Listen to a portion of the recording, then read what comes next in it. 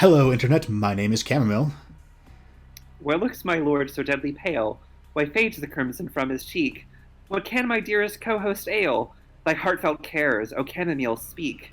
Why at the silent hour of rest, dost thou in sleep so sadly mourn? Hast thou with heaviest grief oppressed, grief too distressful to be borne?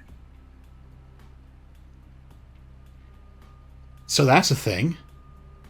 And that was, that was pretty. I don't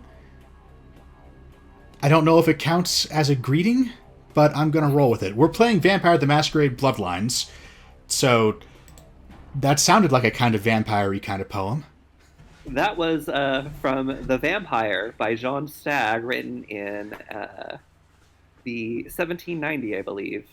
It was one of the first uses of vampire as a literary motif in the English language. The vampire's literary motif starts in German and then picks up in England. And I'm Requiem, by the way. And it's like this is a first episode, so this could actually be someone's first episode watching us. Yeah, yeah. So yes, he is Requiem. So yeah, being that we are playing Vampire, we have the seven vampire clans to sort through. Tremere and Toreador are like basically the only real options, honestly. Do we want to talk about World of Darkness, Vampire? I'm sure we Like, will get into it, but like these clans are woven through the entire game, so let's not sit on the character creation screen for 15 minutes talking about why we do or don't like every single one of them. There'll be time for that that is later. fair. There certainly will. I think we decided to just do Tremere. Yeah, we have decided on Tremere. We'll probably get into why later, but it's one of the two power gamer options. So, gender, you might think this is aesthetic, and it is. Tremere is actually, they are one of the clans with the notable distinction of their outfits look good at every single armor tier. Most clans have at least one real shitty outfit for at least one of the genders in at least one of the armor tiers. Not Tremere, though. Tremere just look great. But additionally, female or male is also a power gamer option because females get more seduction options than males do, and males get fuck all. So female is just the superior choice. We are playing with the fan patch, by the way, which re-enables a lot of cut content, including these backgrounds. There are only 3 female Tremere backgrounds, and I believe the male Tremere backgrounds are mechanically identical, but they do have different fluff sometimes.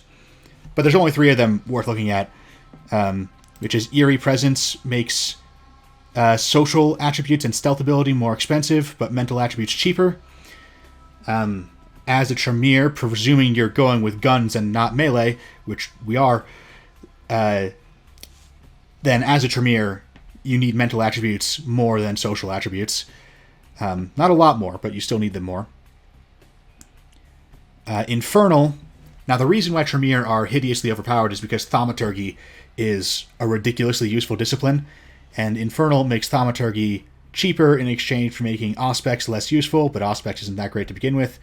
And it also caps your Dominate to 3 out of 5 powers. And Dominate does have 2 really good powers as their 4th and 5th powers, in fairness.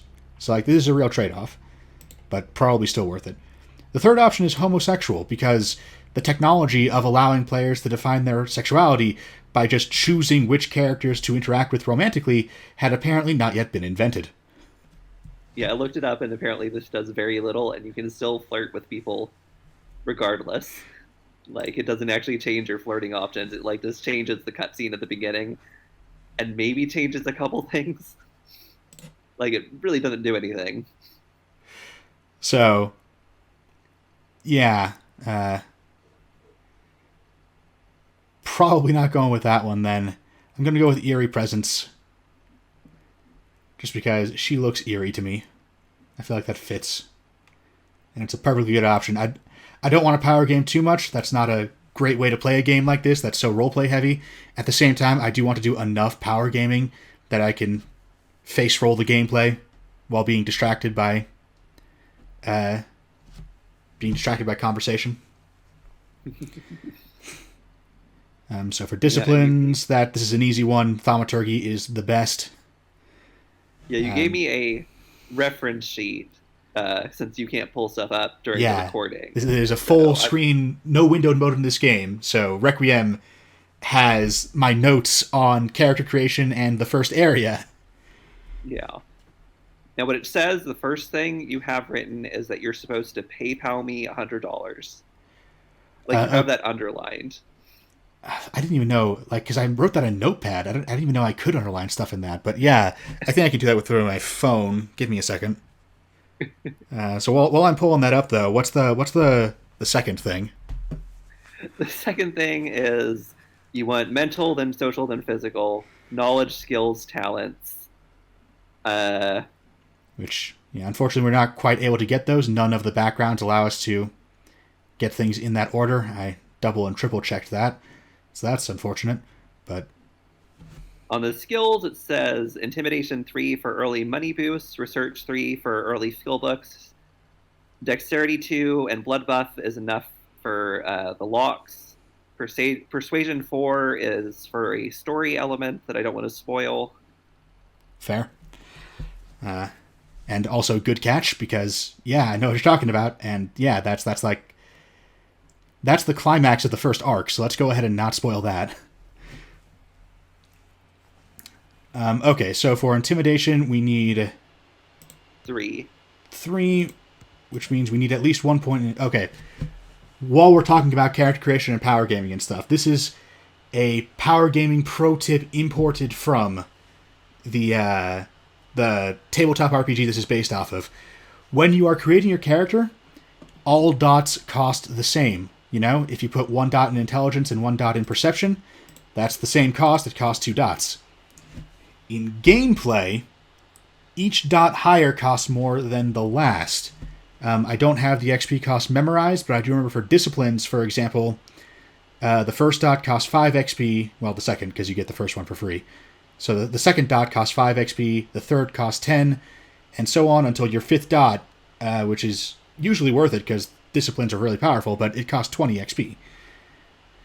And the same holds true, just with lower costs overall, but the same progression holds true for abilities and attributes. Which means we want to pick one of each of these, if at all possible, to max out, because that will save us more XP in the long run. So Wits is useful because it covers both hacking and defense. We'll want a lot of that eventually, but we'll save that for when we get in-game. Perception is useful because it helps our ranged combat. It also helps Inspection, that we don't care about because Inspection does nothing. But Research helps us read skill books, and Intimidate is helpful for certain dialogue options. Those are both pretty helpful. We'll want a decent amount of that, which means we want a decent amount of Intelligence. So we're going to spring for that right off the bat. Our Intimidate is now 3. Got that checked off the list, which means you don't have to waste any skill points on it. So fantastic. Dexterity, we're going to put a point in Dexterity mainly because we have a physical point to spend, and we don't need Strength for anything. We don't need Stamina for much. It is too bad we can't start pumping our Charisma or our Appearance, especially our Charisma, because Persuasion is real helpful.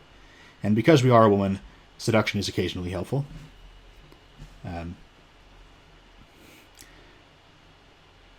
So, that gives us Intimidation, that gives us our Dex. What else did we need, and how much? Alright, so Intimidation 3, Research 3. Alright. Dexterity 2, which I think you already did. Right. Persuasion 4. And we won't need that till the end, so we'll have time to buy that up with XP.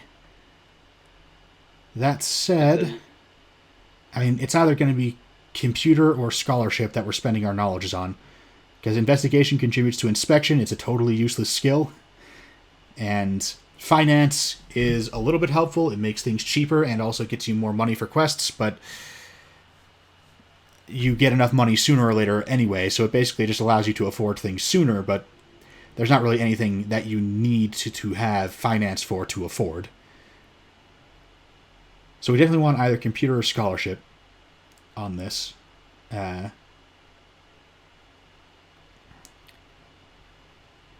our skills, our lockpicking should be good enough with blood buff. So we're going to put that into firearms, just so we're not totally useful. We've already got enough intimidation out of our intelligence, which is intimidation for some reason. I guess, it's as good a fit as any. None of these are very good fits for intimidation. Although you can make a good argument for strength. But strength is already really useful, so from a game balance perspective, I get that. I also like how the main menu music doesn't actually loop. It just goes through once, and then we're just in silence. That's not a glitch with the recording or anything. It just does that. I feel like intimidation should be key to manipulation. It's Although true. I don't feel like appearance and charisma should be separate. There's kind of, with a couple of these, it feels like they were reaching for a third stat, which is, again, brought in straight from the tabletop game. So, World of Darkness, like all tabletop games, show a little bit of their D&D DNA. usually not in a good way. So, like, 9 stats. It seems like that's just trying to, like, have additional stuff from D&D. Like, didn't actually need that.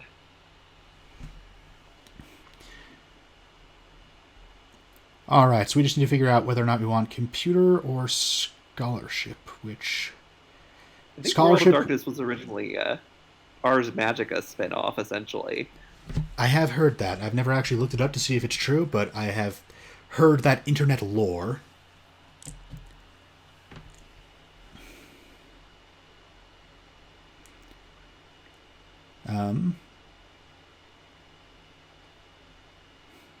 Yeah, I'm going to go ahead and put these 3 dots into scholarship, just because, again, putting all those dots in the same place is most XP efficient.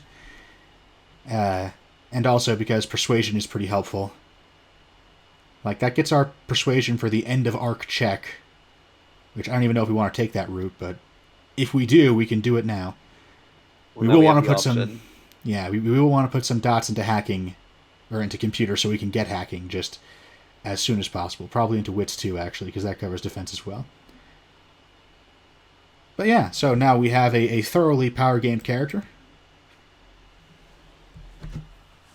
This is now deeper into the game than I have ever been before on this machine. I have played it through to the end in the past, but... So yeah, we're in the area where there may be a sudden crash. Yep. That's a weird place to put handcuffs. Like, regardless of whether you're attaching a wrist or an ankle with that, it's... Wouldn't you want it closer to the top of the bed?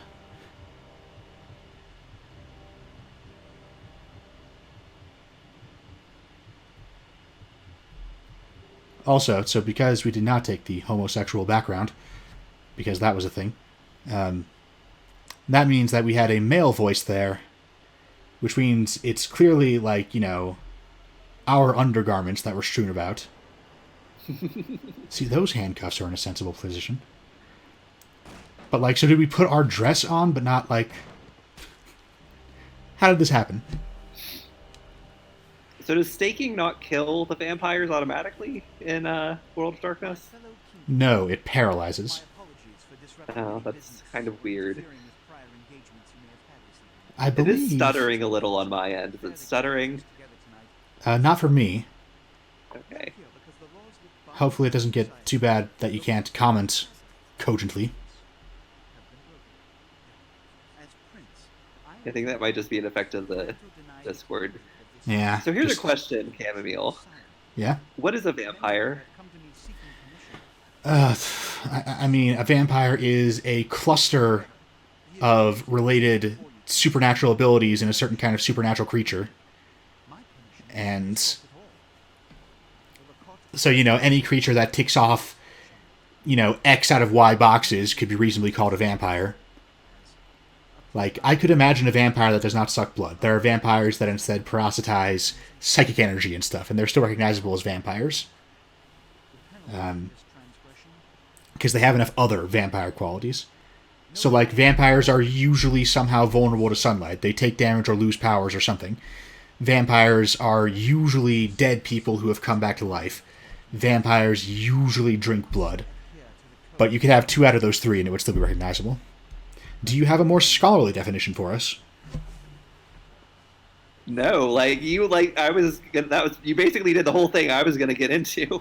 Fantastic. About how it's essentially just a list, but any individual vampire is only gonna have a certain amount of the things on that list. Because it's a fictional creature, so there's not a real vampire you can compare things to.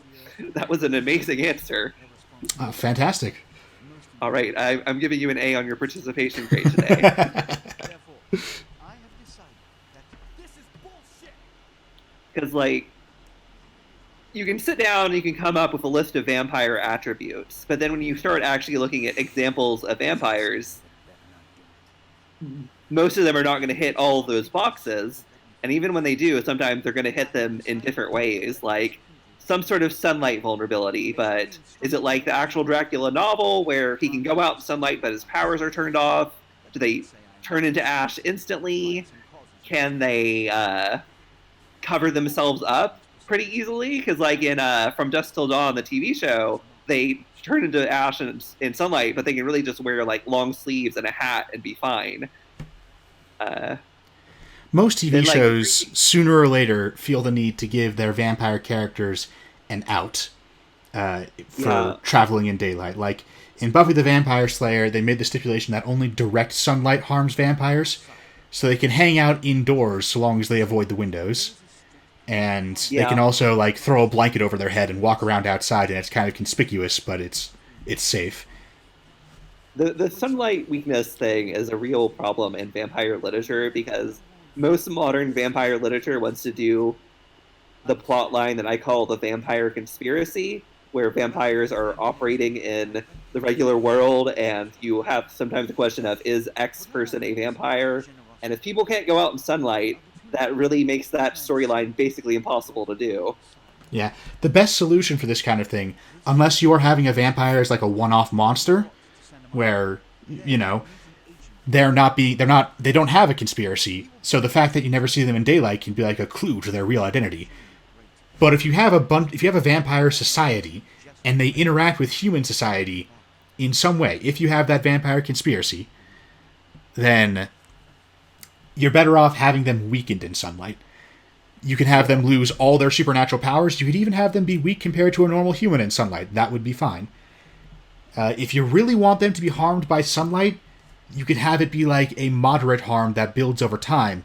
So a vampire can spend 15, 30, even 60 minutes in sunlight, but it will eventually cause them to turn to ash. And that would work because most people don't spend that much time outside. Like, you know, someone will eventually go on a hike, but... You can even do something like in Oblivion, where how vulnerable they are depends on the last time they fed. 1 second. Something happened? No, we're fine. But I'm pretty sure there is a first-person, third-person toggle, but I don't know what it is.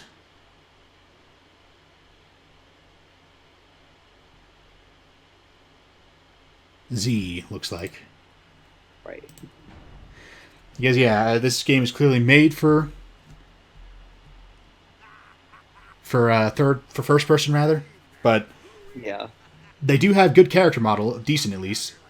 They look good still. They don't always look good in motion. So. But even something like blood drinking, like you said, like psychic vampires, you can even go further. Like we understand, like when I show you like Count Chocula or the Count on Sesame Street or Marceline on Adventure Time, none of whom drink blood or have really any of like some of the standard vampire attributes, and you still see those and understand them as kinds of vampires. Like Count Chocula is a vampire, even though he doesn't really seem to be undead or harmed by sunlight or drink blood. He's still a vampire.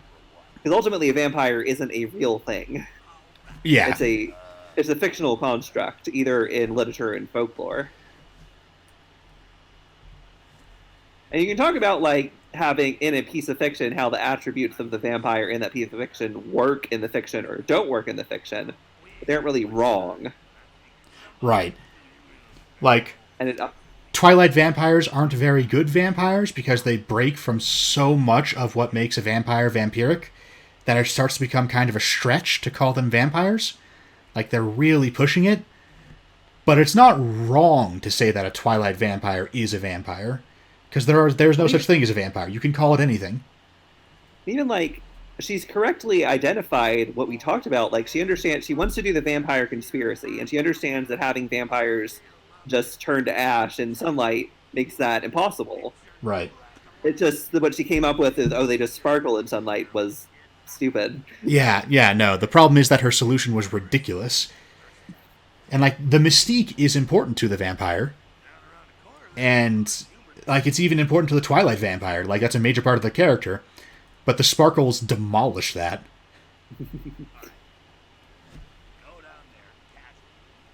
Also, like, and I think it's like it doesn't make sense to call a piece of folklore like in literature. Like one thing you have to understand is like that the vampire there's a vampire of folklore and there's a vampire of literature, and they're pretty relatively distinct. And in folklore, I don't think it ever makes sense to call something in folklore wrong, like because it's folklore, like it's a belief. Right. By the way, before we move past it, I had my character ask if drinking from someone will turn them into a vampire as well, and Jack here says, "Forget that comic book crap. It don't work that way." Now, having the ability to ask questions that establish the vampire's rules is good because, as we've been talking about, those rules vary a lot, especially these finicky little details like how exactly does someone become a vampire. Having been a victim of a vampire is very commonly a requisite part, but it's usually necessary but not sufficient. I do kind of take issue where, like, I guess it makes sense from an in-character perspective for Jack, but like, oh, forget that comic book crap. Like, oh, fuck off. Vampire rules are, stop. Don't try to front like your vampires are the special, truer vampires. And again, it makes sense in character because Jack lives in a world where there are real vampires, and so contradictory paradigms for vampires, contradictory lists of attributes, are in fact ridiculous to him. But as a writer laying down the rules, it's like find an excuse why the character won't react like that, because it comes across like you're trying to say that your fictional vampires are the realist ones, which just feels pretentious. It's like in there's an episode of Lucy, the Daughter of the Devil, where the Vatican is hunting vampires. And they have this vampire hunter, and he's like, "Forget everything you've seen in the movies." And one of the characters is like, "That sounds like something somebody would say in a movie." And they're not wrong. Okay, hang on. And now I'm just looking for the walk command, just because this is a role-playing game, and in a role-playing game, Shift. Oh, did you see it? Fantastic. Yeah, but shift. Okay. Yeah, in a role-playing game, I like to see my characters in the third person. I like to, to walk or run as the situation is appropriate. For the sake of pacing the show, I may not always do that. Like, I may at some point just sprint through a hub area for no better reason than because, we need to pick up the pace here. But I do feel like in order to properly demonstrate a game like this, you should take it a little bit seriously, despite the fact that we're a Let's Play, and at some point we will do something insane. It is very dark in here. We need to fix that. Where's the brightness control?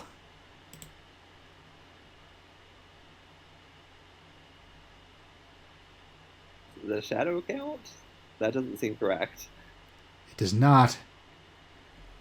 And I mean, the brightness of my machine is already maxed out.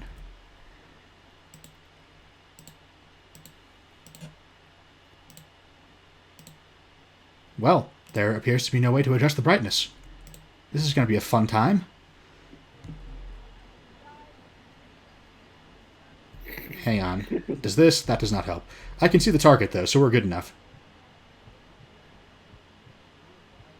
I'm definitely of the opinion that not having a single vampire bite turn you into a vampire is the best option. It's if you want to do the vampire conspiracy thing, it's required.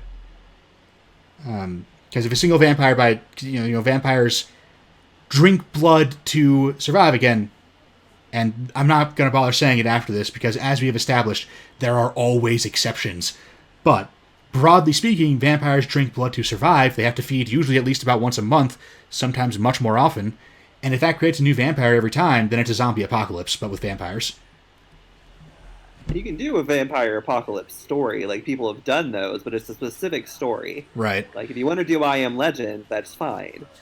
But you need to be doing I Am Legend.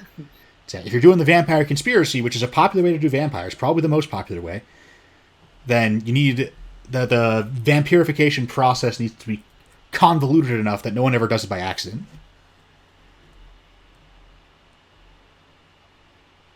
Like that was an aspect of Dracula that I don't like. The whole, like, well, Stoker's kind of like ambiguous about it, and like it seems like he kind of goes back and forth in Dracula, but it does seem like it just takes a single feeding for you. You will at some point become a vampire if you get fed on by a vampire.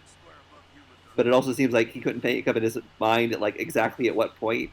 Like at one point, it seems like once you've been bitten, at some point you're going to just turn into a vampire. But then it's sort of like, well, no, it's after you die, you'll turn into a vampire. Yeah. Partly it's just that he isn't extremely consistent with his writing. It's also Dracula is a villain, not a protagonist. I'm more accurate to say he's an antagonist, because this allows him to...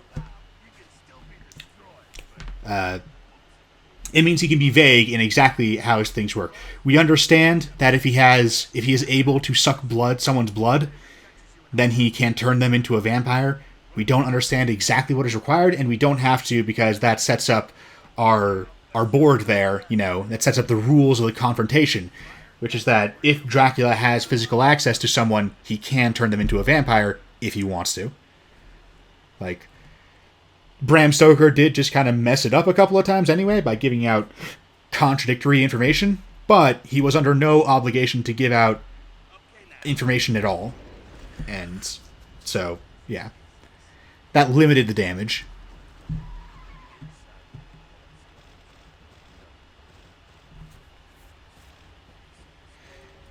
Which, by the way, if you do not know how World of Darkness vampires work, then you should pause on... Yep. Okay, what's the use key? Wasn't that? But yeah, then you should pause on Jack's explanations, because I am going through all the options that... Maybe we could talk about how World of Darkness vampires work. We can if we want to, and that would be fair. It. But yeah, like if you want the 101 course on how World of Darkness works, then pause the video on Jack's explanations, because I have gone through to get all of them, but we were talking about something else, so we didn't actually talk about it much at all. How do I open a goddamn door? This shouldn't be hard. Problem is that the use key is usually F, but that's the feed key here, so... It's not the pay respects key?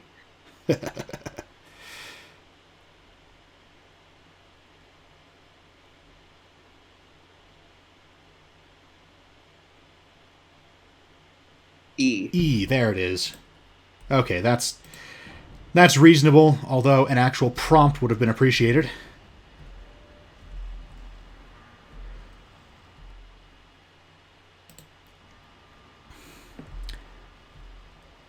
But yeah, do you want to get us started with any reasons why World of Darkness vampires are dumb? They do turn to ash and sunlight pretty quickly. Like, you start taking damage as soon as you step in, so we talked about that. There's a lot of issue with the World of Darkness. I think part of it is just it's the first attempt at a horror RPG, and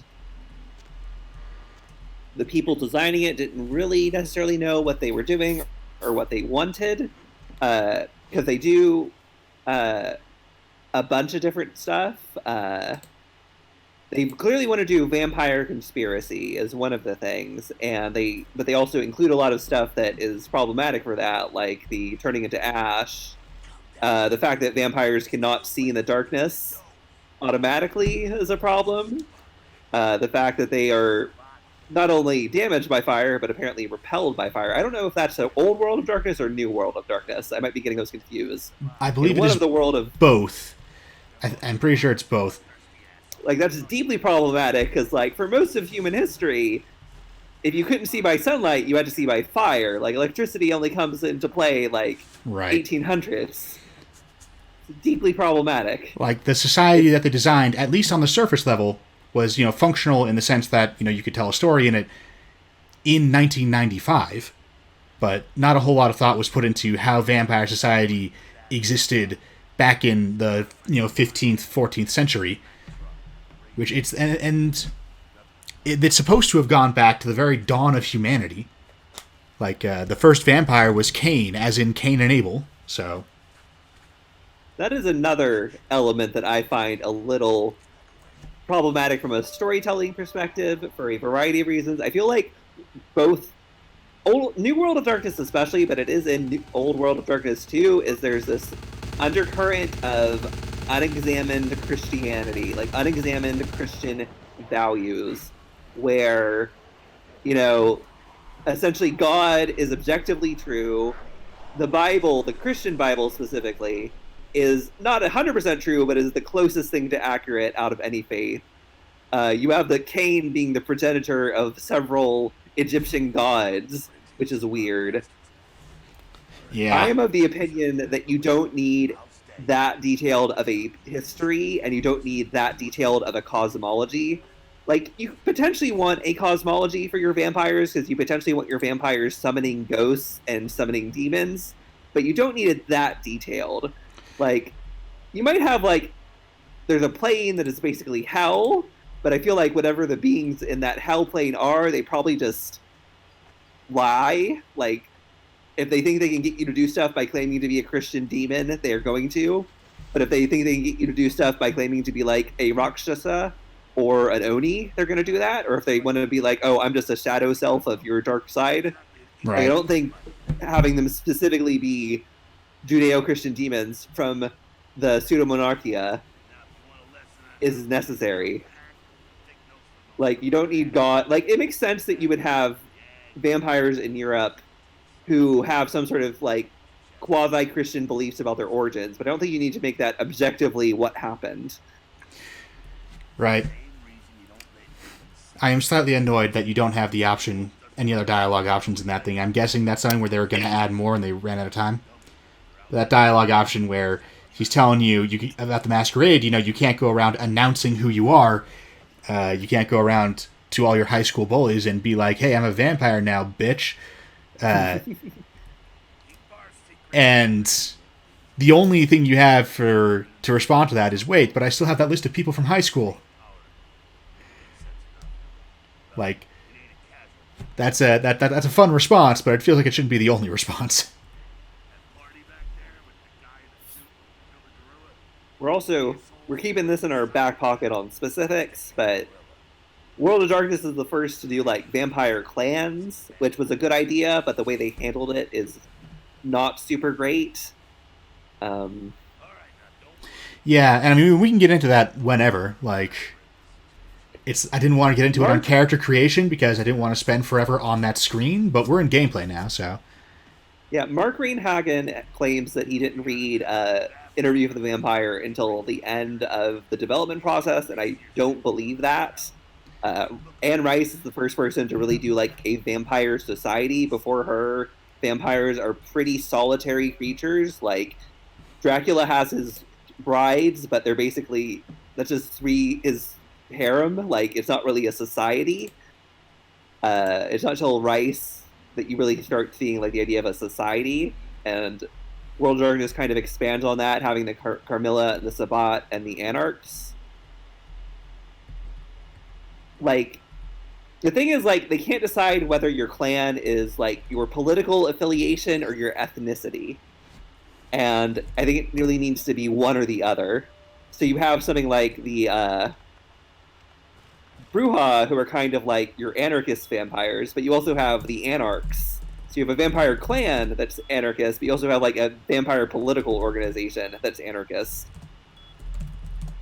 Like, you should be able to be any vampire clan and then just be an anarch. Right. Rather than, oh, I'm a Bruja, so I'm an anarchist. Fun fact with hacking, by the way, I am not going to be taking advantage of this, but I could. The only thing hacking does is it gets you passwords for computers. You still have to type the passwords in, and there are sometimes ways of finding the passwords in the environment, like here for the tutorial. If you don't have hacking, the password is literally pasted to their wall. Great job, guys. Which makes sense for the tutorial. Like, I'm not criticizing that.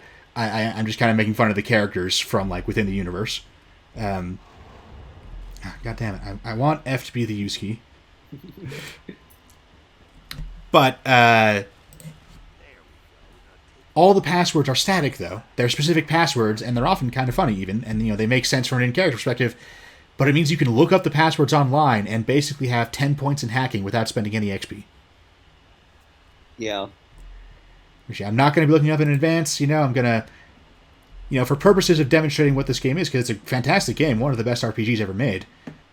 So, on the grounds of demonstrating how it works, I am going to try and play, reasonably straight. But yeah, fun fact. Well, and also, since the way that Bloodlines interacts with his computer, he can't switch screens really quick and pull it up. He would have to ask me, and I am charging him $10 per password.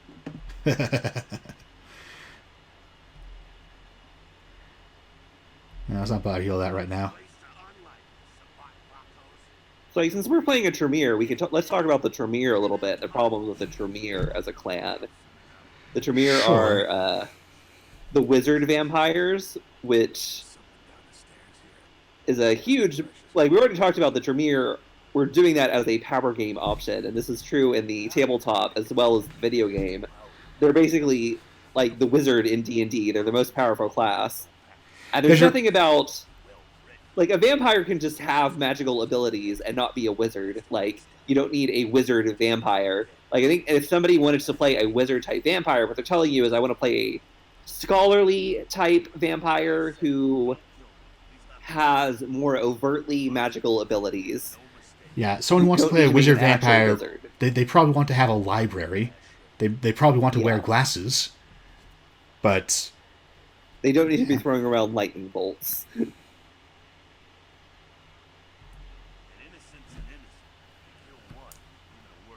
And in Old World of Darkness, it was really bad because thaumaturgy got you, like, spells, so it gave you so much more power compared to any other discipline. Yeah.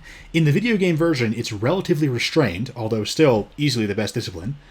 But in Bloodlines, it's relatively restrained because thaumaturgy gets 5 powers, 1 for each level, just like every other discipline, which is how I believe vampires started out, but... Even just a couple of years in, that had already bloated out to the point where a single dot in thaumaturgy could get you any of, like, a half dozen different powers, or even a dozen or more. I lost count. It was a ludicrously flexible discipline, which meant that, the clans had this thing where each clan had 3 disciplines with some overlap, I believe Toreador and Bruja both have celerity, kind of a thing. But... The idea was that each clan had 3 specific domains of magic power, whether it was something simple and straightforward, like super speed, or something, more esoteric, like being able to turn invisible, the way Nosferatu can. But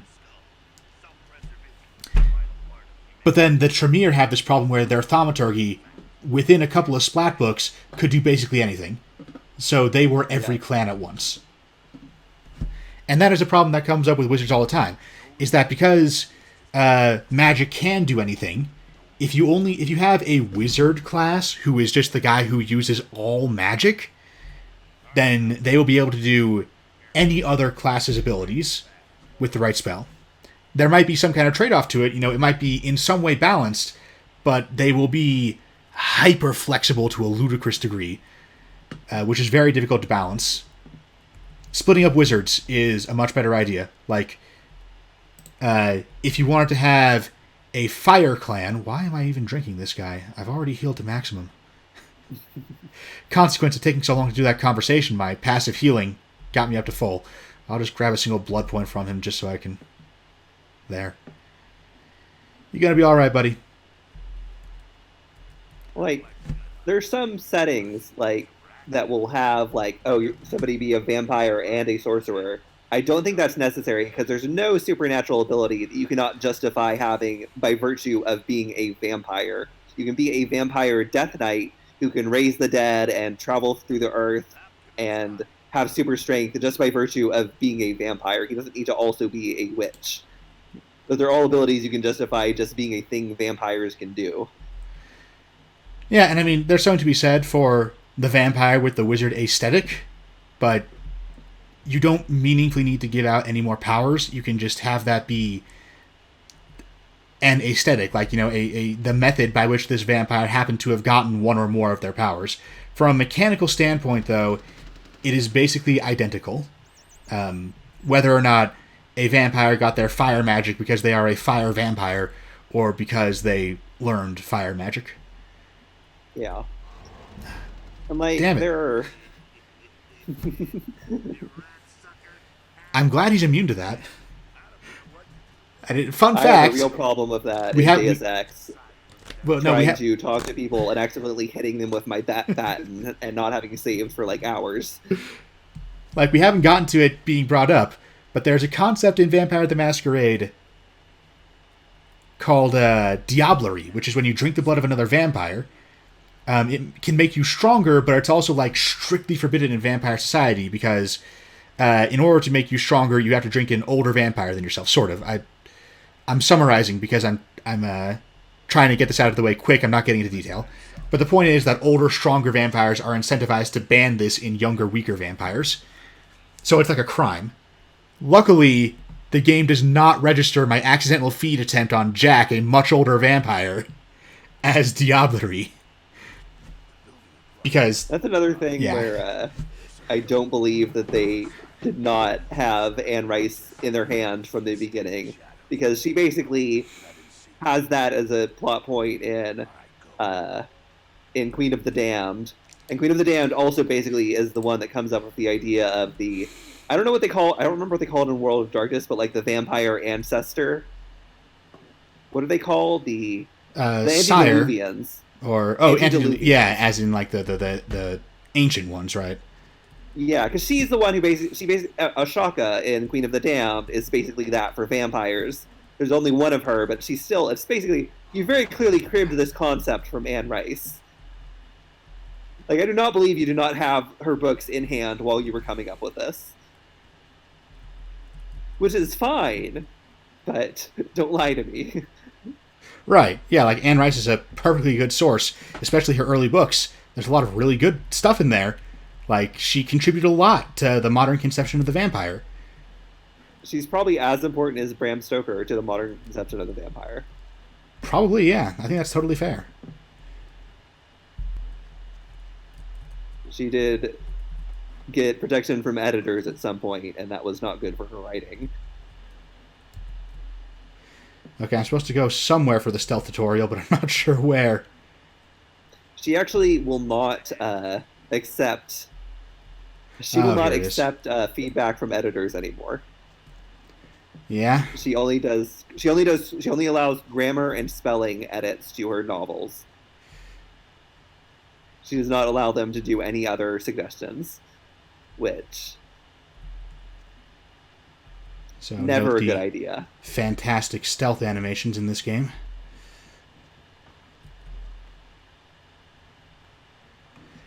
The stealth in this game was originally super broken, by the way. As mentioned, we're playing with the fan patch. God damn it.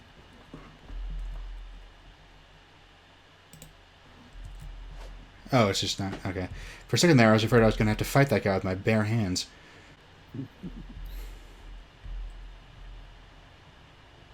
Yeah, okay. Gonna have to pay attention a little bit here, because as mentioned, as I was just talking about, in the original version of this game, the release version, the stealth was... I mean, enemies were basically blind, with a decent amount of dexterity. and, a decent investment into the stealth skill, crouching turned you invisible. Where the hell is he?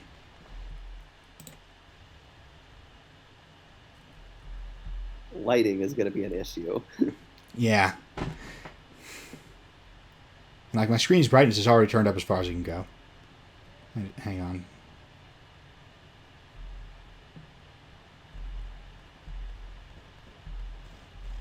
Now, we didn't take Infernal, we took Eerie Presence, which means even at level 1... Fuck. Yeah, even at level 1, our Auspex should last a decent length, and it doesn't cost too much. Which is supposed to make bad guys glow.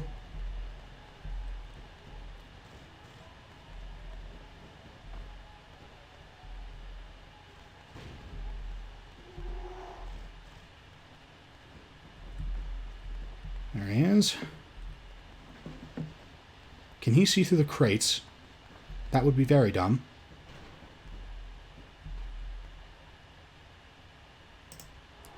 Vampires should just be able to automatically see in the dark. Yeah, and it's also like... Auspex should be giving me detective vision here, but it is very much not. You can see him on the right. Yeah. He's over there. Alright, buddy. Come on over here.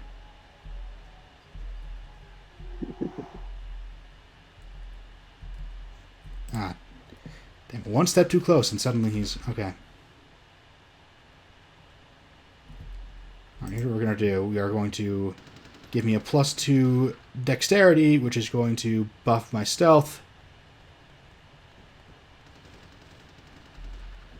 And it didn't matter. But yeah, they made stealth considerably less effective in the patch, which was fair, because, like I said, you were practically invisible, inaudible, like, enemies would completely ignore you if you were crouched and you had dexterity and stealth at, like, 8, 9, 10, even at the very end game. It was the first time I played through as a Toreador, who do not have Obfuscate, who do not have stealth powers. I was able to get through the entire final section of the game. Purely, that is going to take me so long to remember that F is not the use key. But yeah, purely on stealth, by just sneaking around. No blood buff, no disciplines used. I was a classy artiste of a ninja vampire.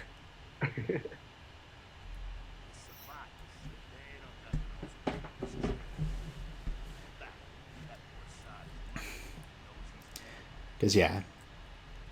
So, fixing that was fair, but it does mean that stealth is actually quite difficult in this game.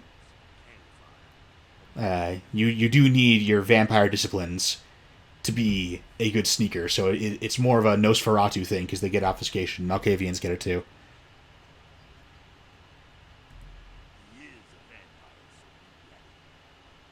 Here's something to criticize. So the Sabbat does not care about the Masquerade. They're a major faction. How does the Masquerade even still exist? Yeah, like if you have a major faction that, even in 1991, if you have a major faction that wants to blow up the Masquerade, they can do it pretty easy.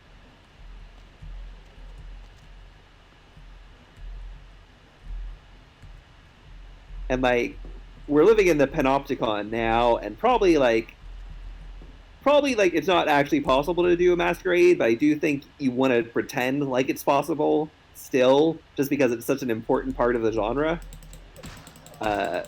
Whether you have to have the Masquerade sort of, like, magically enforce itself, like people don't remember seeing vampires or whatever, yeah. Or even if you just sort of hand wave it and say, yeah, nobody ever records a vampire attack and puts it on YouTube.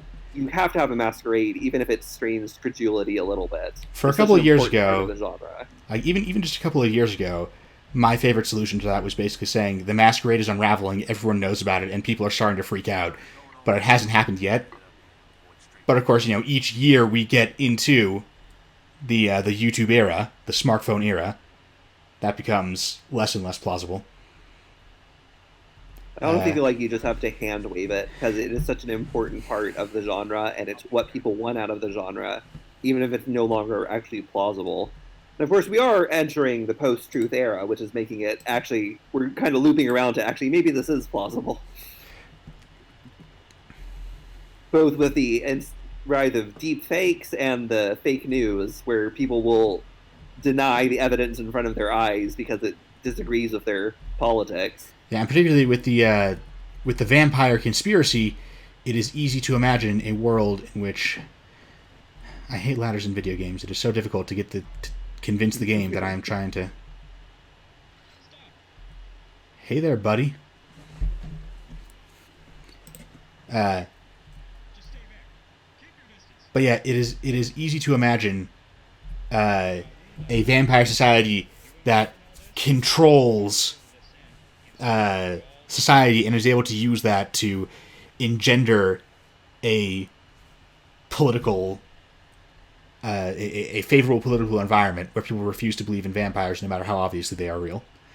On the other hand, the post-truth world is one in which conspiracies, like like vampires secretly being in charge, is more plausible. And you get the thing, like, I can imagine Donald Trump, like, visibly turning into a Nosferatu on screen and Republicans denying that it's happening.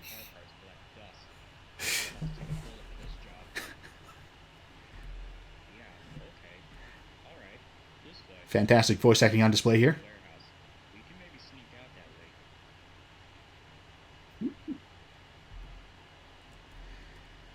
Not interested in burning humanity getting killed. Did Donald Trump drain Kellyanne Conway's blood on camera, or is that just the liberal media lying to you?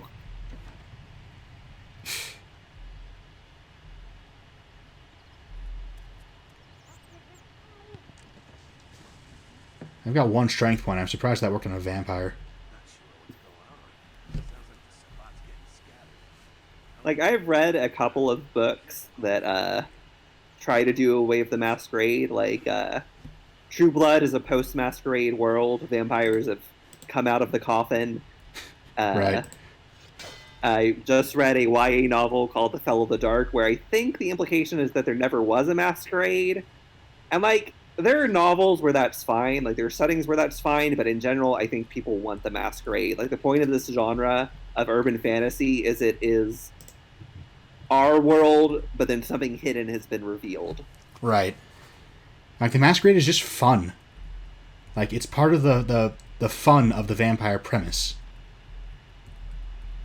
It's part of the fun of the whole urban fantasy premise. Like, you have a novel, like, in theory, like, I would not know anything about this, but if you had a novel where you find out you're a werewolf, if werewolves are just a thing in the world, it changes pretty radically how you react to that. Yeah.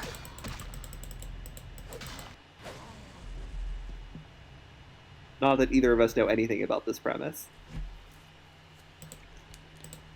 Huh? What? I'm sorry, I was too busy trying to kill this guy. In the appropriate way, they demand I use disciplines, which you know. Okay, fine. I'm amazing with those anyway, because I'm a Tremere.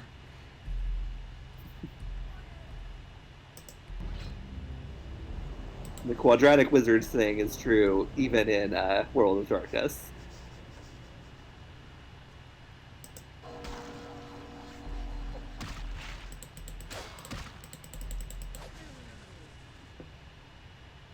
Oh, I'm sorry. Did you need me to use Auspex specifically? The way the disciplines work, like, didn't like the seductive vampires, the Toreadors, end up being the best fighters? Yes, because they have celerity, which is speed is more important than anything. Oh, and also, Are you gonna throw your wallet on him? no, I need to equip my tire iron. There's a way to do this quickly, but I forget what it is, so. It's like they tell me to use Auspex, which makes me a much better ranged fighter, but.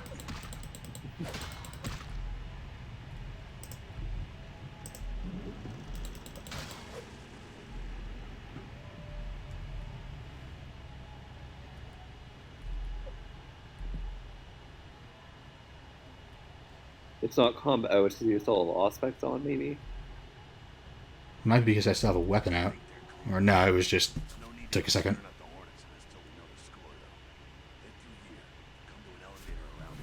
Please give me a gun.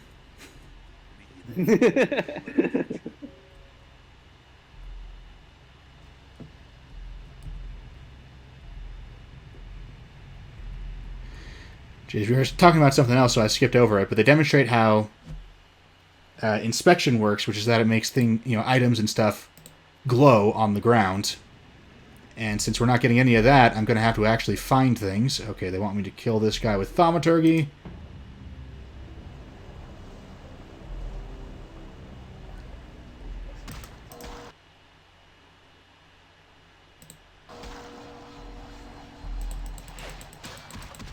That blood effect is really cool, and there's also no reason that any vampire should be able to do that. Like, just learn that ability.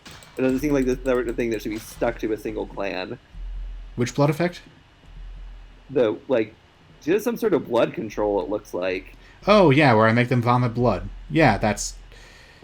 But Tremere are the only ones who get that, because fuck you. I think Mark Regenhagen has also said that Tremere is his favorite clan, so... I wouldn't have guessed. How am I supposed to... Hey, they gave me a bunch of free blood. That worked out.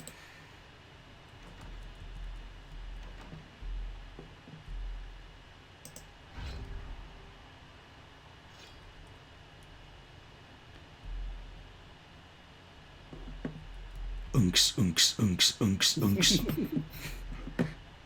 You're doing that YouTube video of the Nice. bats,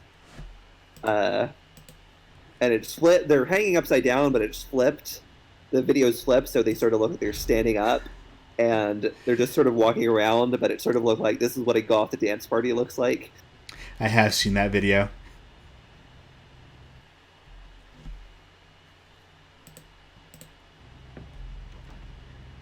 God, I'm questioning whether or not it was... I mean, I needed this tutorial to remind myself how to play this game, but... Can you skip this? You can, but, not from the inside. It's once you've decided to do it, you're stuck with it. Oh boy. Yeah, I remember parts of it, like I remember the surface part of it, and I was like, okay, that's pretty quick. It'll teach me, it'll give me a free weapon and teach me, reteach me some of the controls that I might have forgotten.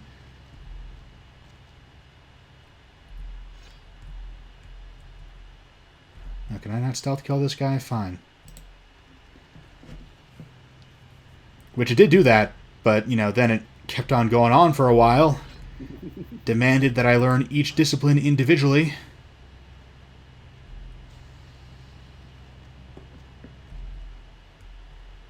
I do believe there was an option for a shorter tutorial.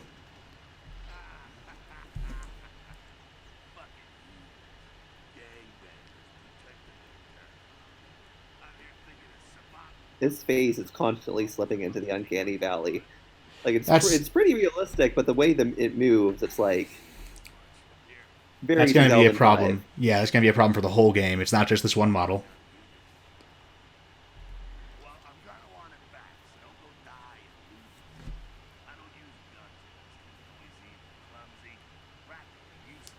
So what have you thought of the previews for Bloodlines 2? I have not bothered with them. The reason why I love Bloodlines is not because I'm like deeply invested in the meta plot or whatever. I'm not dying to know what's going to happen next. The reason why I love Bloodlines is because this game did a fantastic job of making me feel like a vampire in the best parts of the old World of Darkness. All the good bits, pretty much none of the bullshit. I'm sure we'll find some as we go along, but overall this game is amazing at being a role-playing game where you are a vampire in the vampire conspiracy. All right, I gotta look up the hotkey for how to pull my weapon out.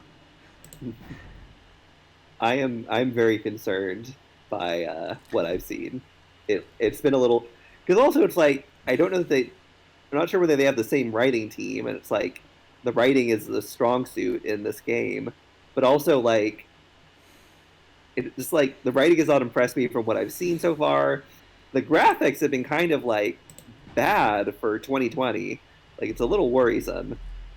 It looks like they're trying being more action oriented, which is not what I want out of Bloodlines game. I want like one of the things this game does really well is there's usually multiple solutions to any conflict. Yeah, no, it's got that Deus Ex immersive sim thing, which is a terrible genre name, but it's the one we're stuck with. Where you can find have tended to be pretty bad about that, and they've gotten increasingly worse at it. But it's something that is good. Like tabletop games have also gotten bad at it. Like tabletop games, they should have tons of solutions to stuff, but a lot of the way it seems like the adventures are written now, they expect just the one solution, and usually it's combat. Especially Pathfinder, which knows all too well. Yeah, Pathfinder got lazy as hell with that as time went on. And like they were never amazing at it, but they were at least acceptable.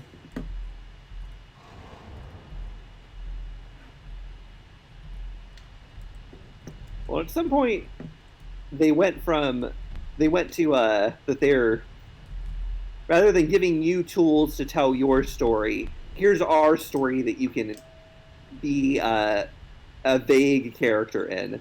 Like you get to be a combat coordinator. Yeah.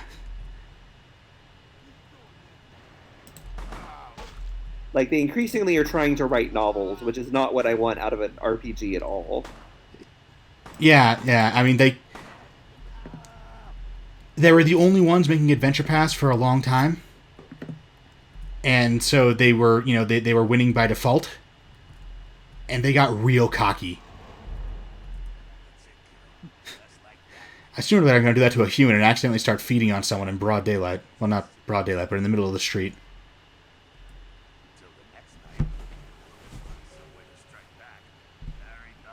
There's been a problem in RPGs for a while, and World of Darkness is really bad about it.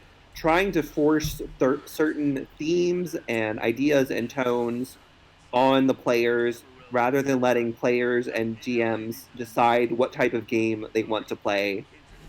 What type of game is appropriate for an RPG is determined between the players and the DM. It's not something that the game company needs to decide and try to force on every single set of players. If somebody wants to do vampires, basically superheroes, Vampions, that's fine. If somebody wants to do the Dead Poet Society, that's fine. If somebody wants to do Game of Fangs, that's fine. And World of Darkness was really bad about trying to make certain types of playstyles not okay. They hated Vampions. They really want you to do Dead Poet Society. And in New World of Darkness, they basically made it so that's all you can do, and it kind of killed the setting. Yeah. Like, I want to angst sometimes in my horror RPG, sure, but sometimes I also want to go out and kick some ass. Right. And World of Darkness is also... Vampions is a really good base to have for a horror RPG. It's a fantastic thing to build other stuff on top of. It's not only something that shouldn't be discouraged, it's something that, like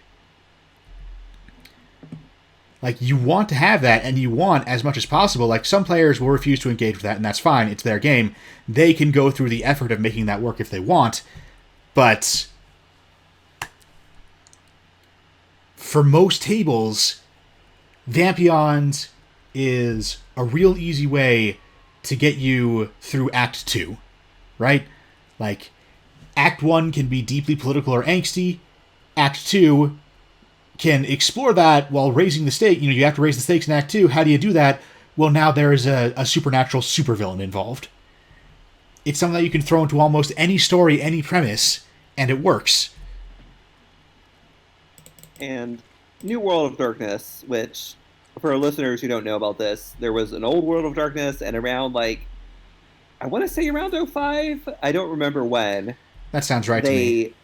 They ended the old World of Darkness, and not only did they change the mechanics of the game, they totally changed the setting. Literally ended, by the way.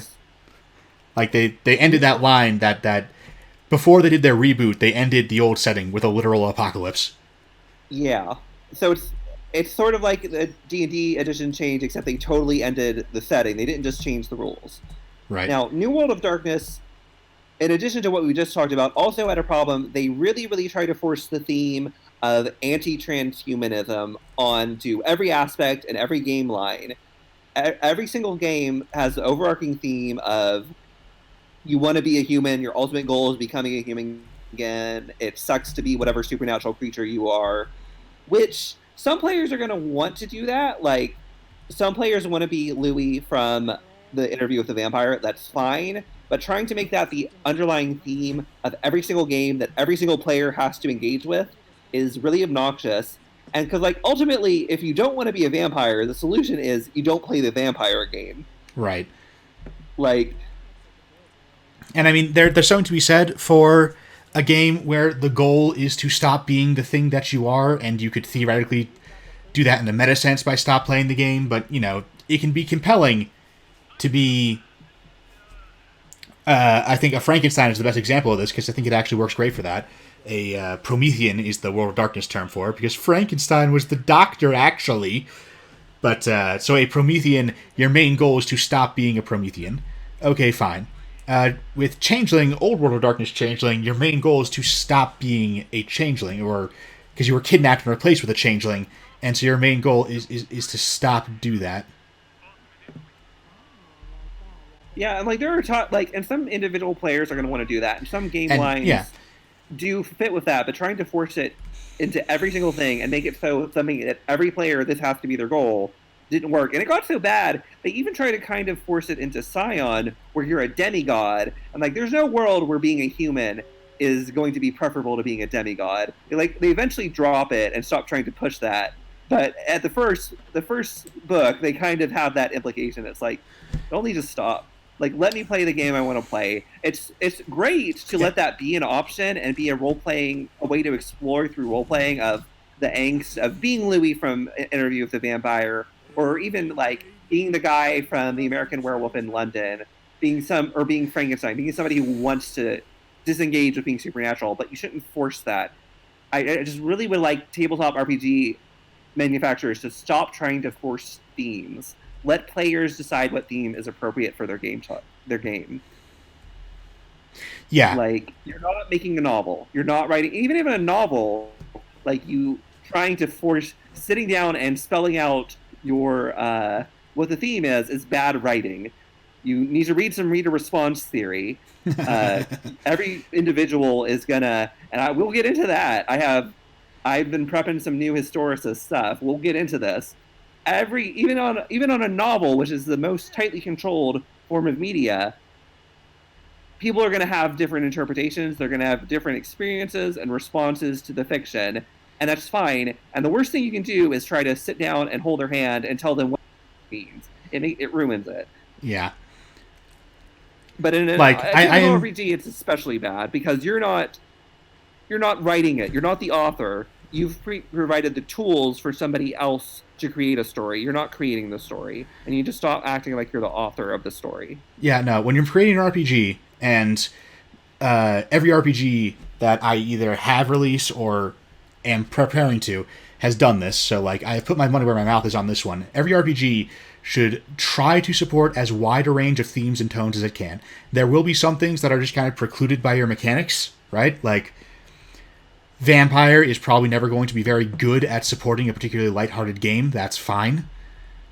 But it can do Buffy just fine, which is, you know, it's as light as it is dark. It's a tone of contrasts. And if a group wants to sit down and try to do a lighthearted vampire game, that's fine. Even if the mechanics don't really support it. You shouldn't have like a big like paragraph, or you didn't have like a whole chapter like talking about how that's bad and how the players shouldn't even attempt to do it and how dare they. No, absolutely. If a table wants to attempt it, that's fine. Yeah, even if your mechanics don't really support it. It is very much a like, you know, you can go for it, but advance warning, it probably won't work. Like, feel free to try, but we have made no attempt to help you out, kind of a thing. Right? Like, our game is only focused on so many things. This isn't something it focused on. You know, we never even considered this tone while writing the mechanics. But if it works for you, then, you know, good for you, I guess.